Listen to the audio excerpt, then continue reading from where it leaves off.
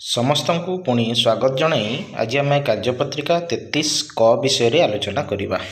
ଏଥିରେ ପିଲାମାନେ ଦେଇଛି ତୁମର ପ୍ରଶ୍ନ ଅନୁସାରେ ଆମକୁ ଲେଖିବାର ଅଛି।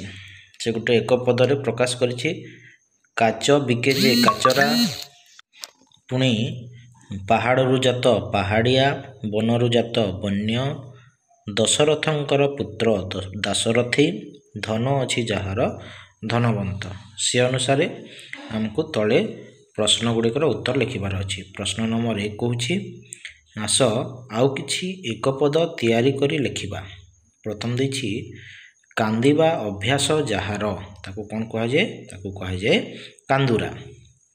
ଗାଈ ଜଗିବା ବୃତ୍ତି ଯାହାର, ତାକୁ କ'ଣ କୁହାଯାଏ? ନା ଗାଈଆଳ କୁହାଯାଏ। 3, ବାସୁଦେବଙ୍କର ପୁଅ, ତାକୁ ଆମେ କ'ଣ କହିବା? ବାସୁଦେବ କହିବା। ପବନର ପୁଅ, ତାକୁ ଆମେ କହିବା ପାବନୀ। ତାପରେ ଯେ ଭାରତରେ ଜାତ, ସେଟା ସମସ୍ତେ ଜାଣିଛୁ ଭାରତୀୟ। ଦୟା ଅଛି ଯାହାର, ଦୟାଳୁ। ତାପରେ ନେକ୍ସଟ ପରବର୍ତ୍ତୀ ପ୍ରଶ୍ନ, ପ୍ରଶ୍ନ ନମ୍ବର 2। ପ୍ରଶ୍ନ ଗୁଡ଼ିକର ଶୂନ୍ୟସ୍ଥାନ ପୂରଣ କରିବା। ପୁରା ଯୁକ୍ତ ତନ ପୁରାତନ, ଏକ ଯୁକ୍ତ ଦା ଏକଦା, ତାପରେ ଧନ ଯୁକ୍ତ ଇ ଧନୀ, ତାପରେ ହେବ ବଙ୍ଗ ଯୁକ୍ତ ଇୟ ବଙ୍ଗୀୟ, ଏଥିରେ ସବୁ ଦୀର୍ଘ ହିଁ ଲାଗିବ।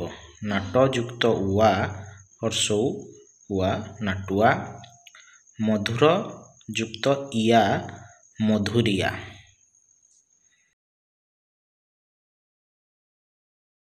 ପରବର୍ତ୍ତୀ ପ୍ରଶ୍ନକୁ ଆସିବା। ପ୍ରଶ୍ନ ନମ୍ବର 3, ଏଥିରେ ମଧ୍ୟ ଶବ୍ଦ ଗୁଡ଼ିକ କିପରି ଗଢ଼ାଯାଇଛି ତାହାକୁ ଲେଖିବା। ପାବନୀ, ପବନ ଯୁକ୍ତ ଇ ହର୍ଷଇ ପାବନୀ, ଗାଈଆଳ ଗାଈ ଯୁକ୍ତ ଆଳ, ଏବଂ ଧନବନ୍ତ ହେଲା ଧନ ଯୁକ୍ତ ବନ୍ତ ଧନବନ୍ତ।